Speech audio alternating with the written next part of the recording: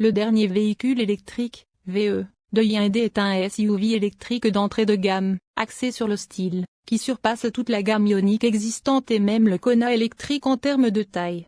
Basé sur le Casper thermique, commercialisé en Corée depuis quelques années, le petit Hyundai Insta est légèrement plus longue, mais ne mesure que 3,8 mètres de longue. Il est donc bien plus petit qu'un Venue. La concurrence est rude sur ce segment du marché des véhicules électriques, avec de nombreux concurrents, comme les Big Dolphin, GW Emora et MG4 Aeon, bien que l'Insta soit plus petit que tous ces véhicules. D'autres concurrents électriques de taille similaire, privilégiant le style, incluent la Fiat 500e et la Mini Cooper électrique Aeon. Avant le lancement local de la Hyundai Insta en février prochain, nous avons eu l'occasion de conduire un exemplaire aux spécifications coréennes, la Casper électrique, lors de son lancement médiatique international. Hyundai Europe n'a pas encore détaillé la gamme, les prix ni les spécifications de l'Insta.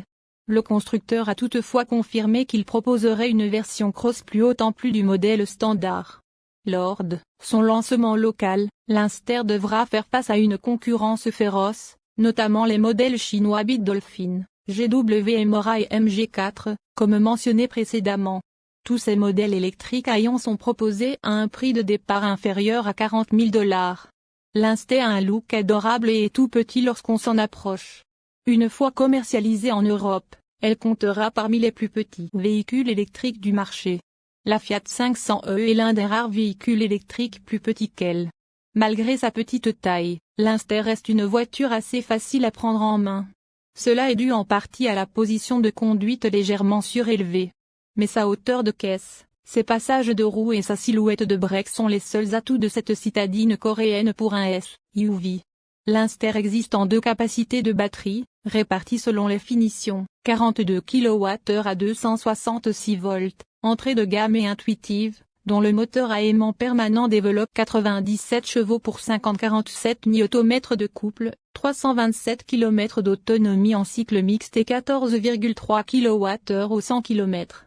L'autre offre est une batterie de 49 kWh à 310 volts, augmentant la puissance à 115 chevaux mais pas le couple. La vitesse de pointe passe à 150 km/h au lieu de 140 km/h et l'autonomie grimpe à 360 km, sur jante de 17 pouces, pour une conso mixte de 15,1 kWh au 100 km. 115 chevaux, de nos jours, ce n'est plus grand-chose et pourtant ils sont largement suffisants pour le quotidien comme nous l'a montré notre version d'essai. Aucune frustration dans les dépassements ou en sortie de courbe avec des reprises vives. Et oui, les 1380 kg de l'Insta sur la balance ont un impact bénéfique ici. En matière de consommation, nous avons constaté lors de notre essai une moyenne oscillant entre 15 kWh au 100 km sur les routes de campagne autour du Havre et au minimum 19 kWh au 100 km sur autoroute. Le profil de l'Insta ne joue pas en sa faveur à vitesse élevée et y ajoute au passage des bruits d'air omniprésents.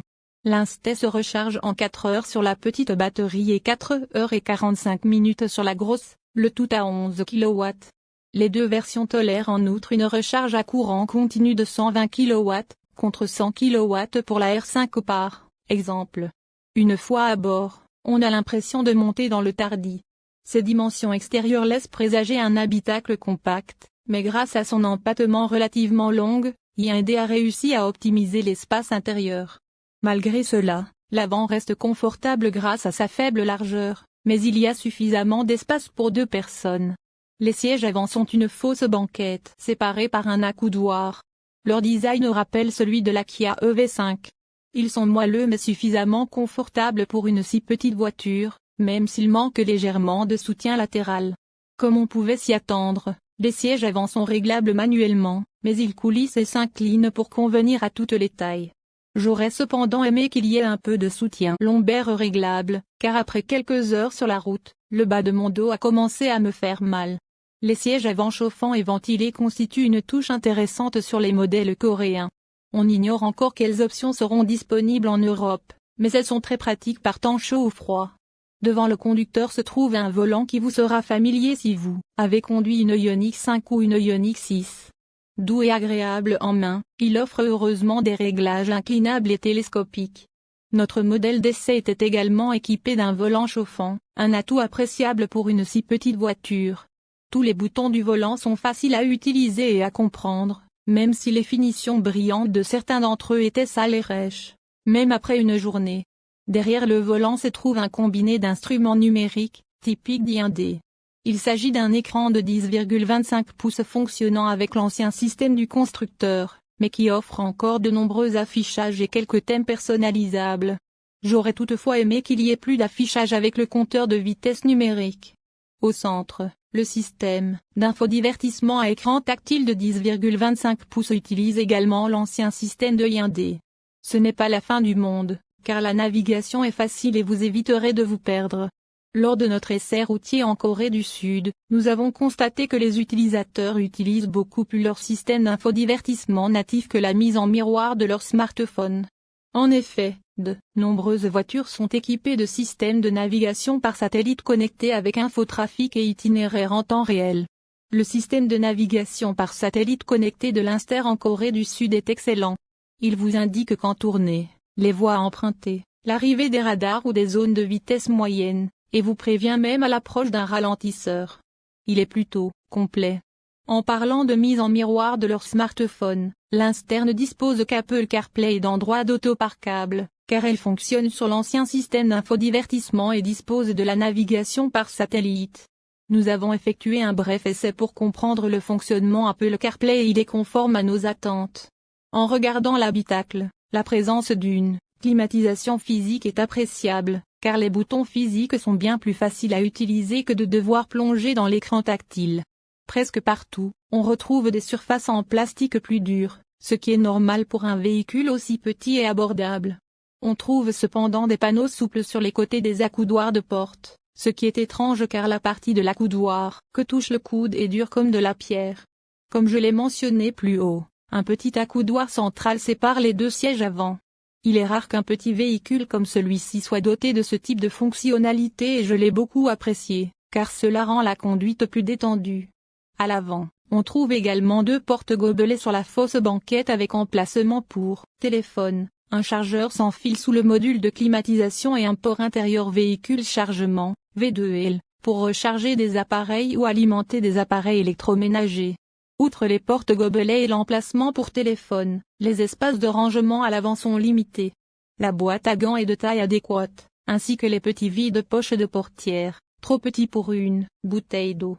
À propos de portière, Hyundai propose une gamme d'accessoires de garniture de portière au look tendance qui vous permettent de personnaliser votre voiture.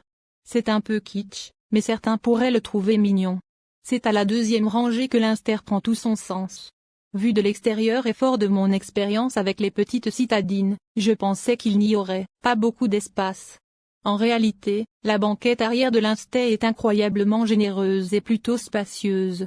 Grâce à son empattement long, l'espace offert paraît plus grand que celui d'une i30 hatchback. Le problème avec la deuxième rangée, c'est qu'elle ne compte que 2 sièges, ce qui fait de l'Inster une voiture à 4 places. Cela pourrait être un signal d'alarme pour certains acheteurs potentiels, même si 3 personnes à l'arrière seraient de toute façon beaucoup trop étroites. Comme les sièges avant, la banquette arrière offre de nombreux réglages. Grâce à une répartition 50 sur 50, les sièges coulissent d'avant en arrière jusqu'à 80 cm et s'inclinent jusqu'à 28 degrés, offrant ainsi plus de confort aux passagers et un volume de coffre plus important. Mesurant 1,82 m, j'avais beaucoup d'espace pour les jambes et la tête, même si, comme sur beaucoup de véhicules électriques, mes genoux étaient plus hauts que je ne le souhaiterais. Le siège est également assez plat, ce qui peut vous faire glisser vers le milieu ou vers la fenêtre dans les virages. Enfoncé complètement vers l'arrière, on n'a pas l'impression d'être dans une petite voiture. On a plutôt l'impression d'être à l'égal de la banquette arrière du Kona.